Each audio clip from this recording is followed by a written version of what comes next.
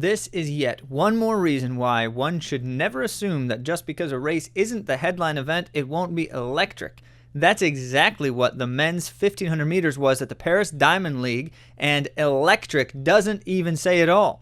And even though there were 4 national records, 13 personal bests, and a new world-leading performance, it was the teenager in second place who you should really be watching. We'll tell you why next on A to Z Running.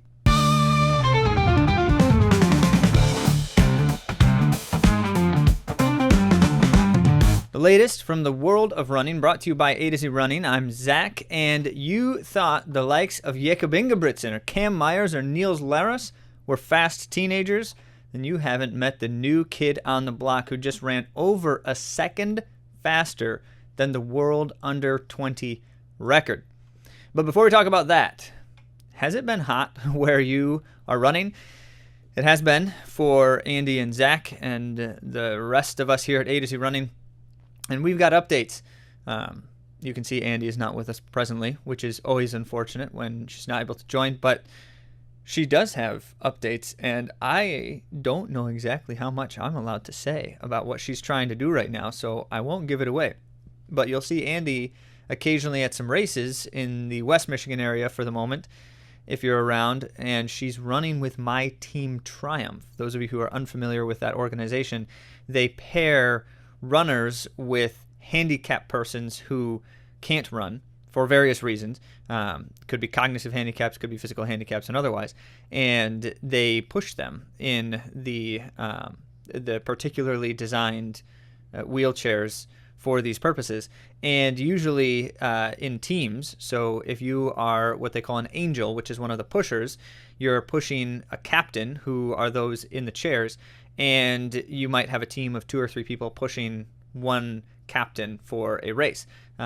But Andy is training in this capacity for an upcoming goal, which I cannot give away here and now, but she may talk about it soon.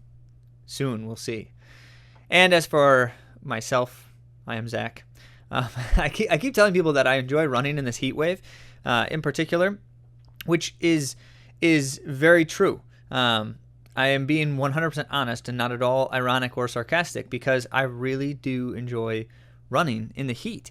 There's a combination of reasons why. One is because, particularly I should say, the humid heat.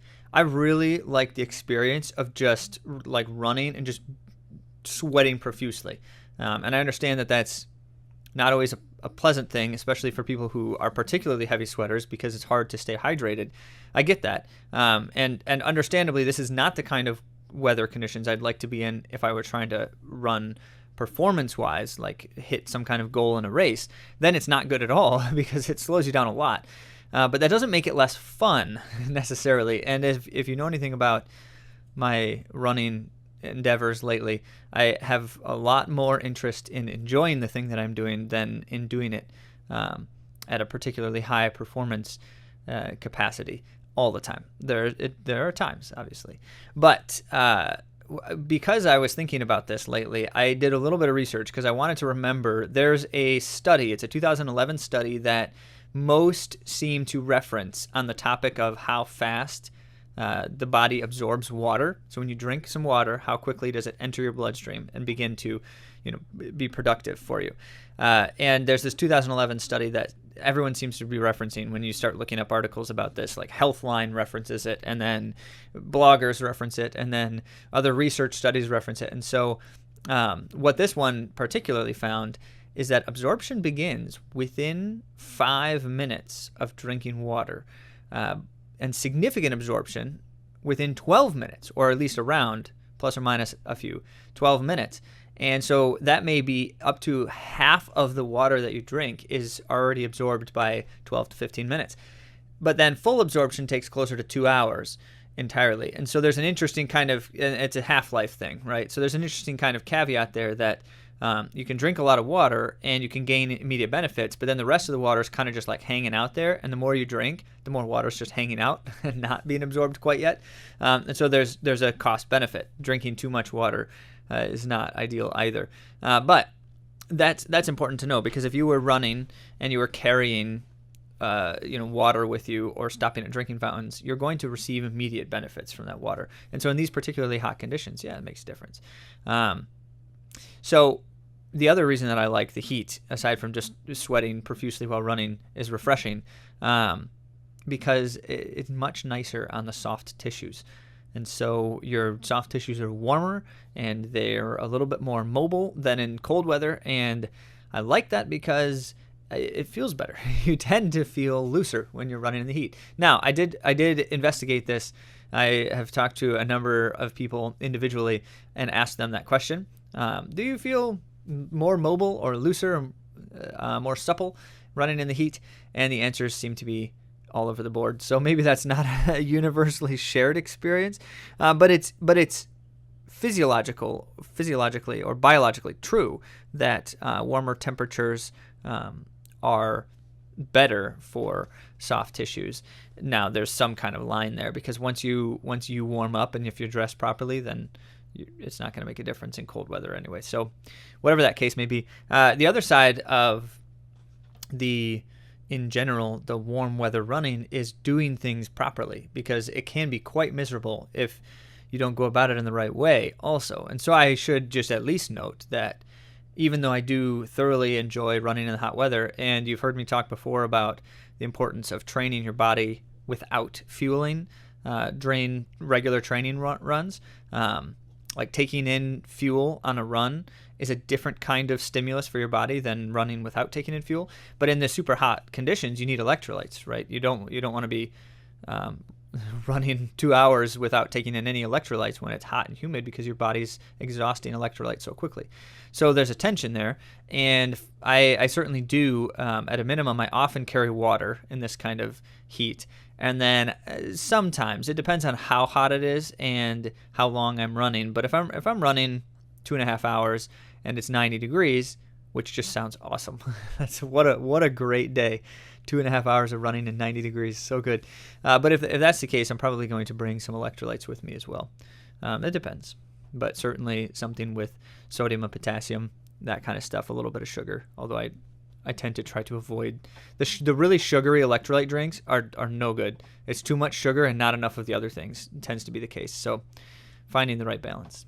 Okay, well, that's enough about us. Let's get into the headlines. Starting with the Stockholm Diamond League. This was the second of 2 Diamond League meetings in one weekend. We covered Oslo last time around. Now we're going to talk about Stockholm. And after that, we're going to talk about Paris, the other 2 Diamond Leagues that have happened recently. And in Stockholm was an interesting day. It was probably a more low-key day in general, because Oslo was, you could say, significantly more high-profile. And then Paris is always quite high profile. And so Stockholm, you kind of feel like, well, maybe it was a little bit lower key, but not really. It was still amazing stuff. So in the women 800 meters, running really fast, especially Georgia Hunter-Bell, showing some late race wheels, winning the race over Mary Mora and Prudence Segediso. And so now you see kind of this manifestation of who are the big names coming into the mid-summer stretch. And recall that World Championships this year is late. It's in September. And so as a result, we've got some time yet to see runners still developing into their sharpened and race-ready states. So Georgia Hunter-Bell, Mary Mora, then Prudence Segediso in the women's 800. In the women's 3,000 meters, Australian Lyndon Hall showed up big, running a personal best 8:30 to win over Sarah Shalengat, who had to set a Ugandan national record just to take second in 8:31. That's pretty impressive stuff. And 6 of the top 7 women all ran personal best times. So it was quick. It's also a less than common distance. 3,000 meters on an outdoor track is not something you see as much of, but because the Diamond League uses it as a focus event occasionally, you're going to see more and more of these things, certainly. Men's 800 meters, just right now, this event is super exciting. And if you don't know the names, you got to know the names, because it's just a question of who's showing up on the start line and what fireworks you're going to see today. There's just so much of that. Josh Hoey, for instance, for the United States, you got to be watching him because he's just on this incredible trajectory. Bryce Hoppel, also running well, although he just looked terrible in Stockholm, and it might have been deliberate. It might have been like he was sick or something, because he ran great recently and he ran well again in Paris, which we'll talk about in a moment. But the real chore is finding a way to beat Emmanuel Wanyanyi of Kenya. He is just crushing everything, and especially we haven't seen yet very many people challenge him well. It's happened a couple of times. He's not unbeatable by any stretch, but he just ran a new world leading time yet again, 141.95, and still continues to demonstrate that he is a very likely potential for a new world record performance at some point. He is young still, 21 years old, somewhere in there. He led 5 men under 143 in a single race, which is significant. That is very fast running. It was Jamel Sajadi of Algeria in second, and USA's Josh Hoey in third in a personal best, 142 and change. That's amazing. Also notable is Simane Moula in 5th place, running a personal best. He's the other Algerian. Sajadi and Moula have both been dominant over the years, but Moula just ran a new personal best, 142.77, and that bodes well, seeing him back in solid form yet again. So the men's 800, super exciting. There's some names you need to remember. USA, we've got Josh Hoey, Bryce Hoppel, and others. Kenya, don't forget about Emmanuel Wanyanyi. Wycliffe Kinyamal's in there. He's not been running as well in the last few weeks, but he's always a threat. The Algerians, Jamel Sajadi, Simane Moula, and then you're going to see names like Mohamed Ataoui, which we'll talk about soon. We're going to see Gabriel Tual coming up still in France. There's just so many big names. We'll keep covering them. All right, men's 5,000 meters. Remember Nico Young in Oslo when he set a new American outdoor record, running 12:45 and winning the Diamond League race? That was really impressive. Well, his next one was probably even more impressive, and it was Andreas Almgren of Sweden. I was at Switzerland, but he is Swedish, and on home soil then, Stockholm, Sweden, and Almgren just rocked this one, but he had to do it solo. So unlike Nico Young, who had a race until the end, Almgren won the race by 13 seconds, running a new European record, 12:44.27. That's over the Spaniard whose name is eluding me at the moment, Mohamed Katir, who is banned currently for doping violation stuff, or it might have been a whereabouts violation, but it's some kind of AIU violation. And that's significant because everyone is pretty sure that some of his times were illegitimate. Almgren just bested his European record. And you think about all the great Europeans over the years, that is really saying something. And then Kai Robinson in 3rd place ran a new personal best, which wasn't terribly fast relative to some of the times we've been seeing, but Kai Robinson's still fresh on the pro scene and just ran 12:58, which is his first under 13. And Mike Foppen in 4th place ran a new Dutch record for the Netherlands, 13:02. So you're seeing more national records falling. Look at that. And aside from those guys, everybody else really kind of struggled in that men's 5,000. It was not a great day for the 5,000. But when we go to Paris, things will change. So let's talk about the Paris meeting as well. This was crazy. So much happening, fast stuff in Paris. The women's 1,500 is where we're going to start. 11 women ran under 4 minutes. 11. This is, I believe, the second most ever in a single race, only behind Faith Kipyegon's 3:49 world record when 12 women ran under 4 minutes behind her, or 11 more behind her. So these two races, then, you could say, are the two deepest races of all time. But what was especially notable here is that even though 11 women ran under 4 minutes, they were super close together because the winning time was 3:57 and change, and 11th was 3:59 and change. So lots of heavy hitters here, too. Missing some of the big dogs. Faith Kipyegon certainly was not there. We'll talk about why in a moment. Diribe Wolteji, Frueni Hailu, a lot of big-name 1,500-meter runners not in this race, and yet it was still this deep, which tells you something. It could have been even faster. The top 6 women were all 1 second apart. 5 women under 3:58 in a single race. That's amazing. So it was Kenya's Nelly Chepchirchir, who was the fastest of the bunch, winning the race in 3:57.02. Sarah Healy, then, of Ireland, came in second, looking strong yet again. She just continues to have a great season.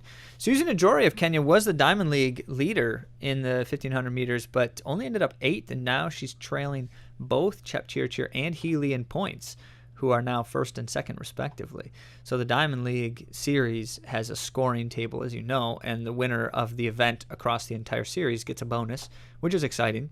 And that's always something that fluctuates quite a bit since it's a long season. Starts in April, goes until September. All right, how about the women's steeplechase? Let's talk about the next event. Once again, so fast. 6 women ran under 9:10. The first 2 were 8:53 and 8:54. So 2 women under 8:55. This is just incredible stuff. Really stellar performances. And both of those 2 times would be top 10 all-time performances, except one of them has already run faster. We'll talk about that. Faith Cherotich of Kenya is the woman to beat in the steeplechase. She continues just a tear of running personal bests, beating everyone who shows up, whether they're world champions, Olympic champions, or otherwise. And this time she ran a personal best 8:53 to take it over Peruth Chemutai, who has the number 2, I think, or 3 performance all time. And Faith Cherotich's time is number 6 all time now to Chemutai's 8:54 that she ran in 2nd place. So this means Cherotich has now beaten everybody. Winfred Yavi, world champion. Chemutai, world champion. Both of them are top 3 all-time performers. Everyone else in the world in the top 5 currently in the rankings, Cherotich has beaten all of them. So the question now is, can anyone stop her? Because it doesn't look like it. It does not look like she will be beaten. So that brings us to the Americans, because I mentioned quite a few women running fast. 2 Americans under 9:10 is always a good day. Gabby Jennings and Courtney Wayman both ran 9:08, very close together. And then it was NC State sophomore. I think she just finished her sophomore year, so I guess she's going into her junior year, however you want to call that right now. Angelina Napoleon ran yet another significant personal best, running 9:10. Remember, she was recently 3rd at the NCAAs in that record-breaking race. She was 3rd behind 2 women who both ran under the previous NCAA record. She just ran 6 seconds faster than that race here. She's just continuing on an incredible season. Now she's somebody to watch, a real threat for making the World Championship team. And we've got to deal with Lexi Halliday-Lowry. We've got to deal with certainly Gabby Jennings, Courtney Wayman. You've got to deal with a few very fast-running steeplechasers in the women's USA meet here coming up shortly. Very exciting times. Okay, now we got the men's 800. And once again, as I keep saying, this event is so thrilling, partly because you have no idea who it's going to be. Like, just no idea. It could be anyone. Gabriel Tual was whomping all over people early season. He hasn't won a race in a little bit now, though. And Wanyani wins almost every time he toes the line, except not quite. And then Asaui of Spain seems to have some of the best kicking potential of all of them. And so depending on the race and how it goes, he might be the best choice to win it, depending. So in this case, here we go again. We've got no Wanyani and no Sajadi. Tual was in this race, but he was back in 5th, and it was Muhammad Ataoui of Spain who took the big W with a very strong finish. Not quite as fast, 1:42.73, but still quick. USA was back in action, though, with both Josh Hoey and Bryce Hoppel finishing 2nd and 3rd. Now they are tied with Diamond League points also, which is exciting. Just really interesting to see how these things are playing out. I think that Ataoui is a major contender now for a medal based on how he is able to finish. But Josh Hoey is getting faster like every single time he races. Not every single individual race, but he is getting faster and faster throughout the season. And so, who knows? We'll see. But, you know, we haven't seen Marco Arap run the Diamond League lately. He did all the Grand Slam meets, you recall, and just was whomping all over everybody in those. But not so much in the Diamond League yet. We'll see. And then we've got the Botswanan duo, Chepo Masalela and Kethaboga Hangura, who are both really talented and young and have shown up big in some races and waffled in others. So there's just too many big names to count right now, and I have no idea who's going to even make, like, very talented runners won't even make the final in the World Championships because there's just so many of them. It's crazy.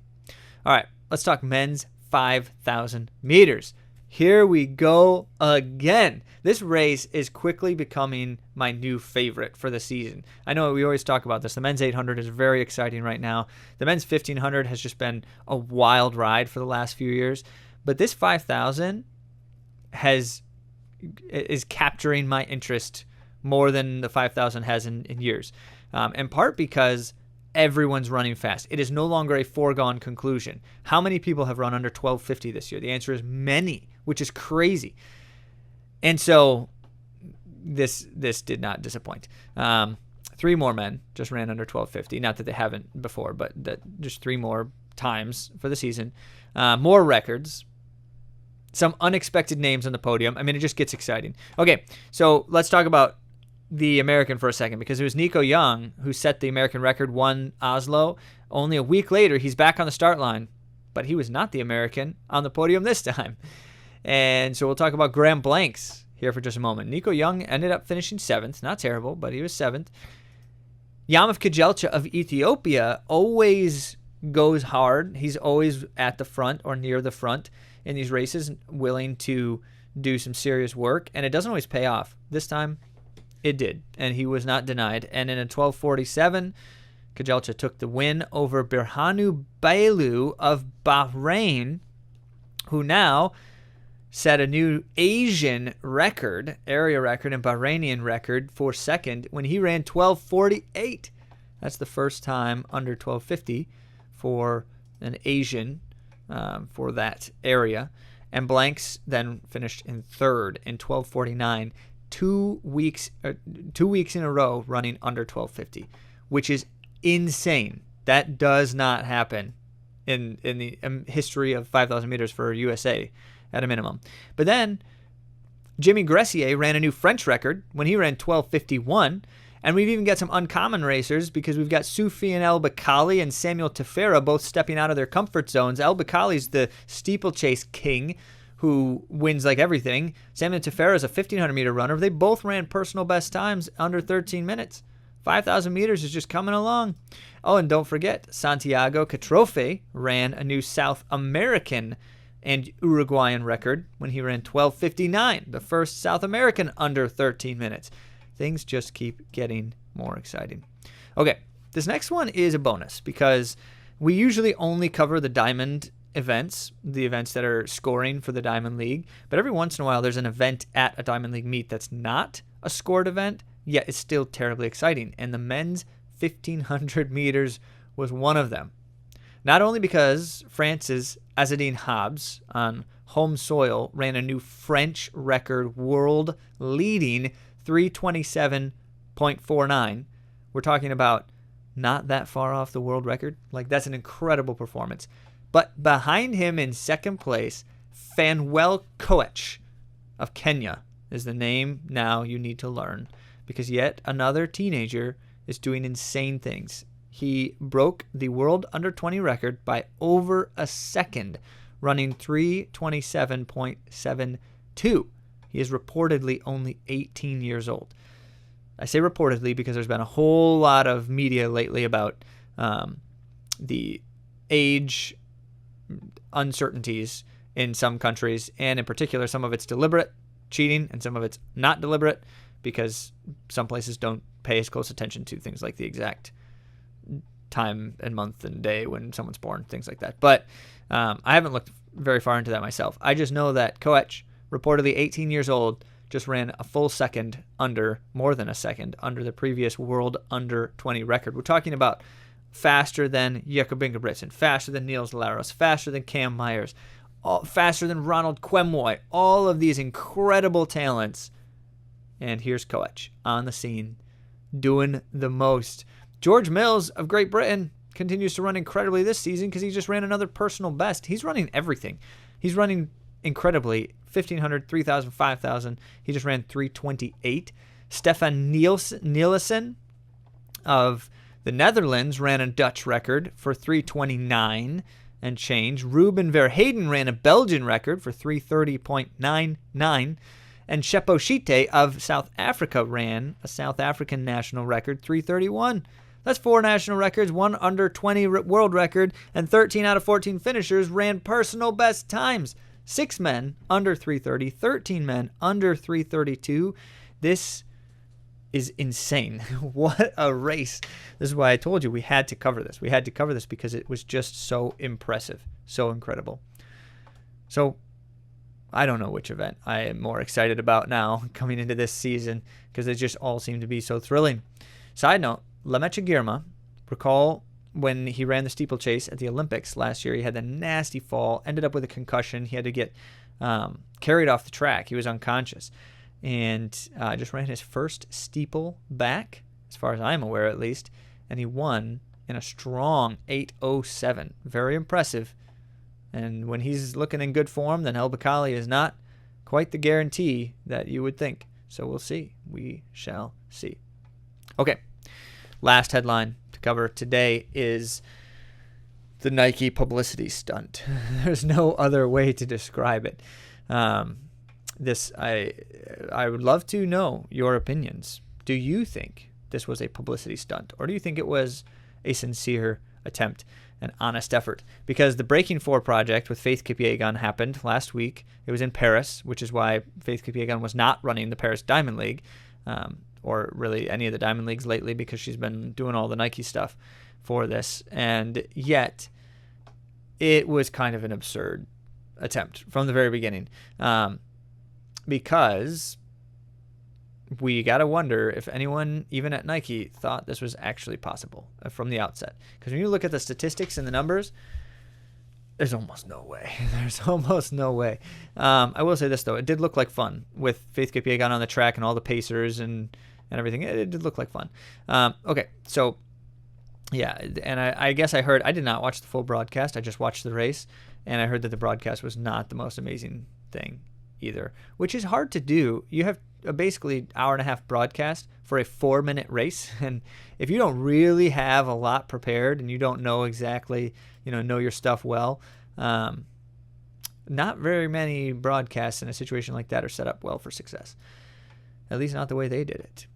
So, let's talk about the problem with the Breaking 4 project from the outset. And why no serious people in the running universe thought this was possible when they announced it. Right away, all the talk was, are you kidding me? That can't happen. Not that it can't happen ever. No running person should ever say that's impossible and will never happen, because, things have happened that were impossible, apparently. But it's not going to happen anytime soon, like right now, because it's too far to go. Too far to go to reasonably expect that can just happen with a few contrivances that Nike embedded into the experience. Short of some kind of major technological innovation that they hadn't announced, that was secret, there was no way. And, of course, there wasn't any major technological innovation.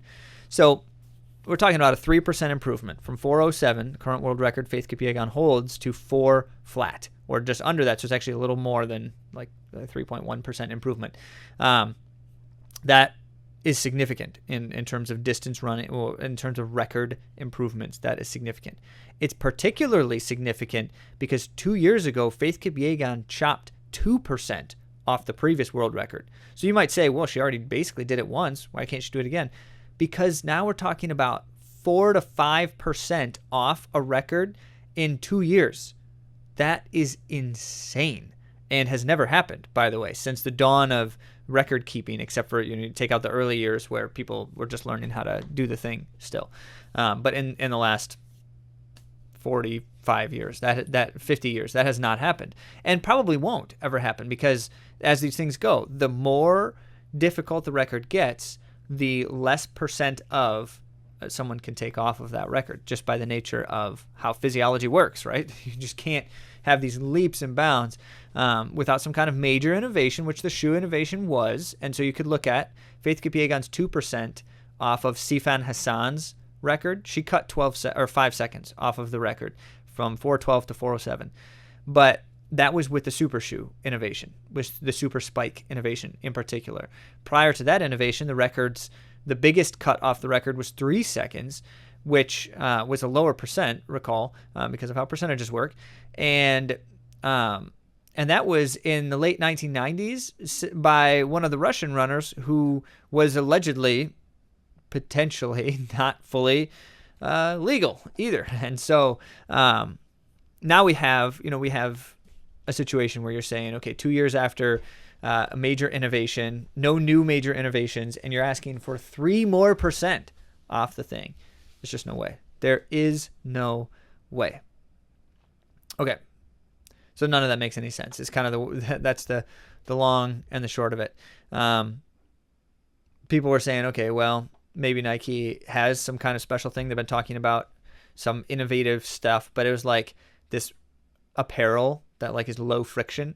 Like, come on, that's not gonna make any difference. And then they've got like this pacing structure that was supposed to be like refined well for running fast, except they didn't probably execute it super well based on the video of the race.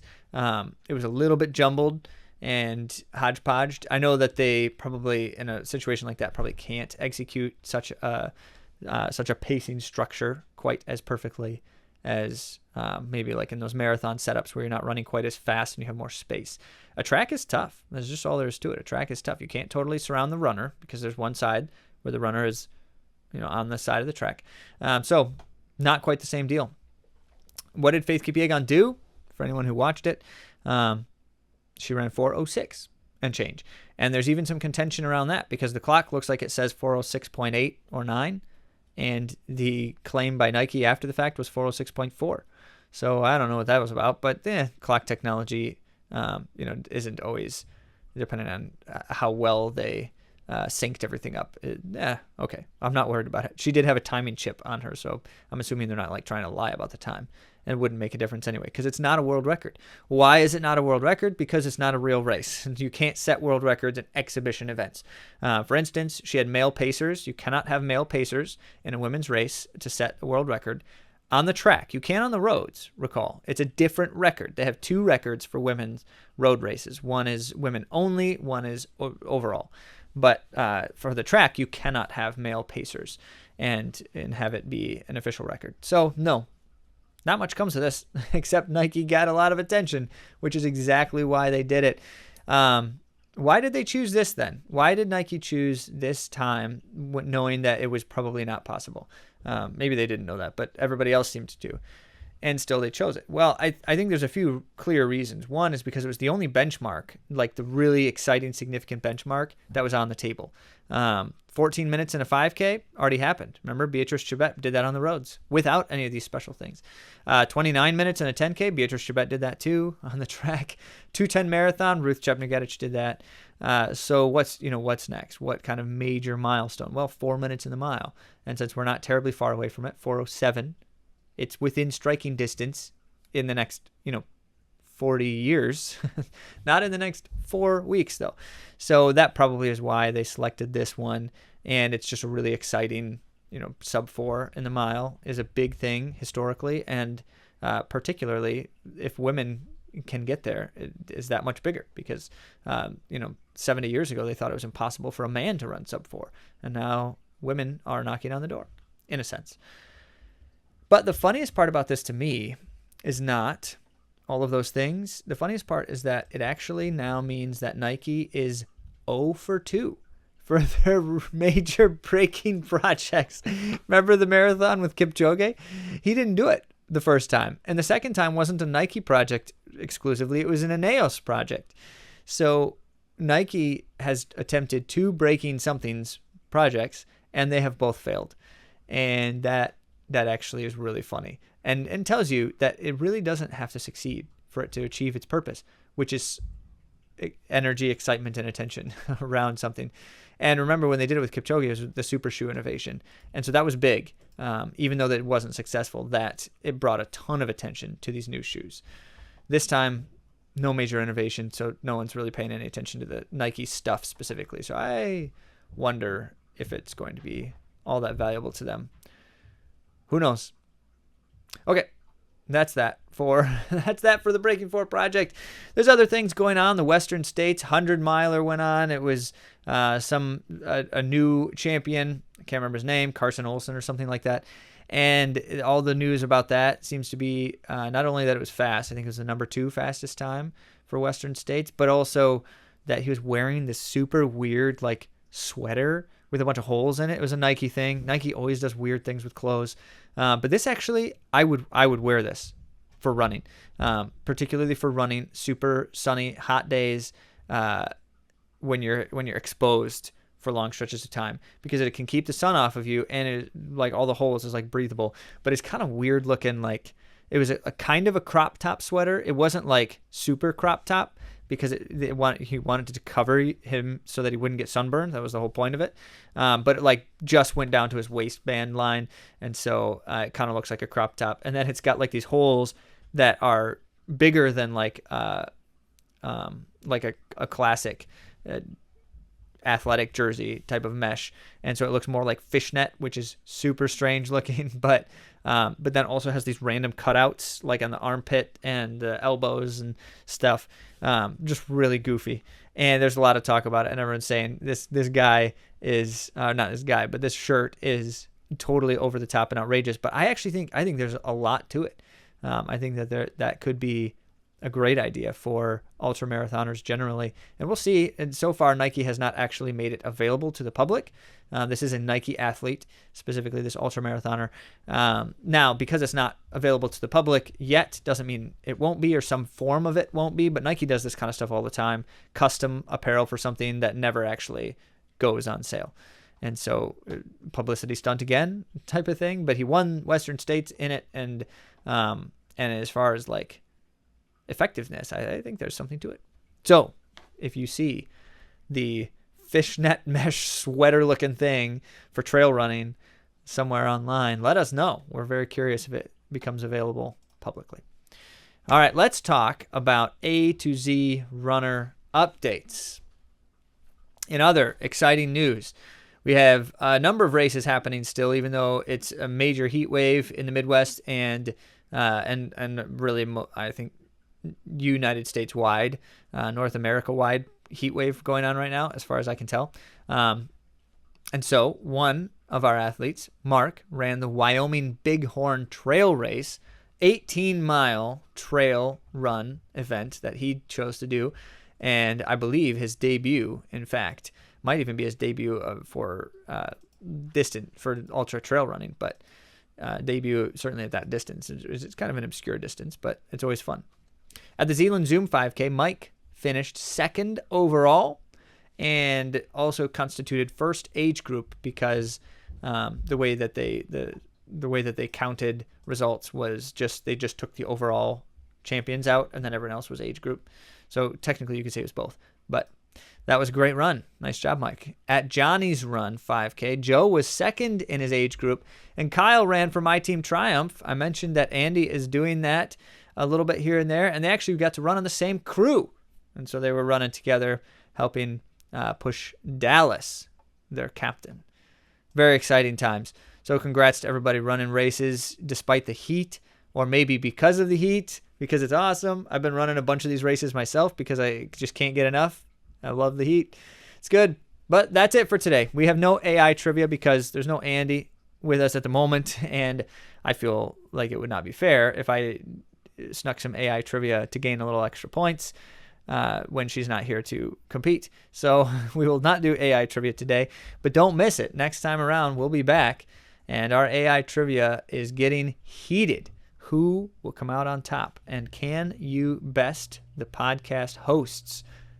You got to play along to find out. So thanks for tuning in, and we'll talk to you next week.